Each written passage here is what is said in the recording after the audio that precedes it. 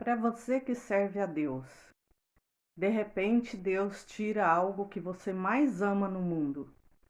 Você continuaria servindo a Deus? Pois é sobre isso que nós vamos falar hoje. Meu nome é Claire, bem-vindo ao canal e seja abençoado por esse vídeo. Você que serve a Deus, você que é um cristão, que vai à igreja, faz tudo direitinho segundo a vontade de Deus. Você ama Deus, você trabalha, você cuida da sua família, você tem uma vida abençoada, uma vida reta diante de Deus. Isso é o que a gente espera, que nós esperamos, que Deus nos abençoe quando a gente está correto com Ele, porque assim a palavra nos promete que a gente vai ter as bênçãos do Senhor. Porque quando a gente vem para Jesus, quando a gente vai para a igreja, encontra Jesus, encontra Deus de verdade, a gente vê Deus como um pai maravilhoso, um pai que pega você e fala: em mim você pode confiar, em mim você vai encontrar descanso, em mim você vai encontrar segurança.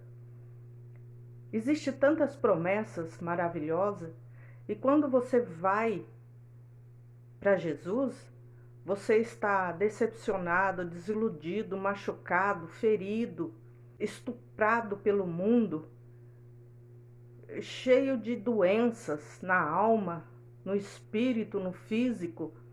De repente você encontra um pasto verdejante maravilhoso que você pode descansar e falar: agora eu vou descansar no Senhor.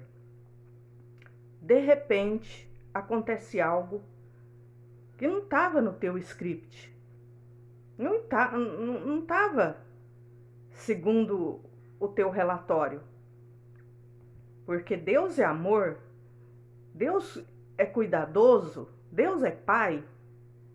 De repente você se vê numa situação que ninguém tem a resposta, nem você, nem seu pastor, nem seu padre, ninguém tem a resposta. Assim aconteceu com Jó. A Bíblia diz que Jó era um homem reto, fiel a Deus.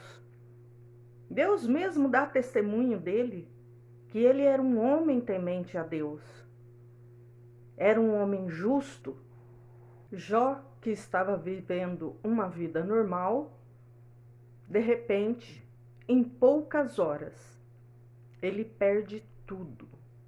Ele perde a riqueza, perde os filhos, perde os empregados, perde tudo, até a saúde foi embora.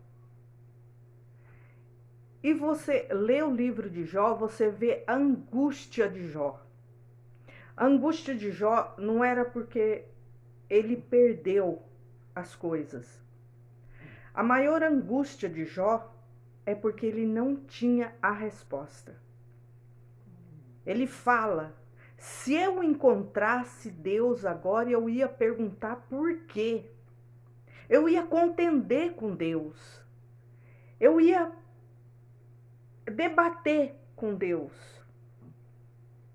E Jó, naquele desespero ali, naquela angústia, é o que nós sentimos muitas vezes.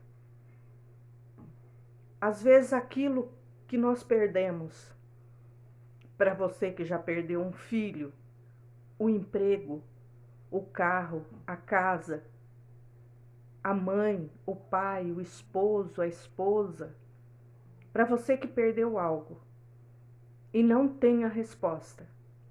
Muitas vezes não é o fato de você ter perdido que dói mais, mas é o fato de Deus não responder. Por quê? Por que o Senhor fez isso comigo? Por que eu perdi algo que eu amava tanto? Se o Senhor disse que me daria tudo e de repente eu fiquei sem isso.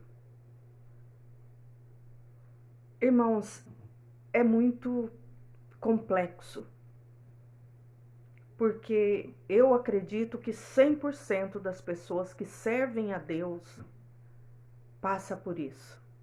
Algum dia na sua vida passa por isso. O fato de nós acreditarmos em Deus, vivermos agradando a Deus, fazendo segundo os rituais, de repente acontece alguma coisa que nos tira fora do trilho. Mas por quê? Por que aconteceu isso comigo? Por que Deus fez isso comigo? E aquele silêncio de Deus. Isso nos traz uma angústia tão grande, tão grande. Se a gente vê em alguns salmos de Davi, Davi passou por isso. Até quando, Deus? Até quando? Davi expressa o abandono, pelo menos pensando que Deus o abandonou. Até mesmo Jesus, na hora da morte, ele clama: por que me abandonaste? O abandono de Deus é que nos traz a angústia maior. Não é a perda, mas é o abandono, é o acharmos que Deus nos traiu, que Deus nos abandonou. A angústia maior é isso. A Bíblia diz que sem fé é impossível agradar a Deus. Acima de tudo isso, nós temos que ter fé em Deus. Não importa o que nós perdemos, não importa o que nos foi tirado, mas Deus pede para que nós tenhamos fé nele. E se nós medíssemos a nossa fé? Que tamanho é a sua fé? Que tamanho é a minha fé? Será que nós suportaríamos isso? Eu casei com 37 anos. Demorou 5 anos para me engravidar. Eu tive meu filho com 44 anos, meu filho Gabriel. Era tudo o que eu queria aqui no mundo. Eu sonhava muito, sonhava em ser mãe, sonhava em ter uma família. E eu me apeguei muito ao Gabriel. Para mim tudo era o Gabriel, tudo era o Gabriel. Um dia eu pensei comigo, eu acho que eu tô dando muito valor no Gabriel. E esse amor que eu sinto pelo Gabriel não pode ser maior do que o amor que eu sinto a Deus. Eu me ajoelhei e entreguei o Gabriel para Deus. Senhor, se o meu filho atrapalhar o meu amor com o Senhor, tira o meu filho. E eu tinha um certo medo de perder o meu filho. Porque se eu perdesse meu filho, filho único, eu não ia ter tempo mais de ter outro filho. Mas eu fiz essa oração. Porque eu não quero que nada atrapalhe o meu relacionamento com Deus. Seja o que for, que o Senhor tire. E Deus sonda o nosso coração para ver onde está o nosso coração. O que está, às vezes, atrapalhando o nosso relacionamento.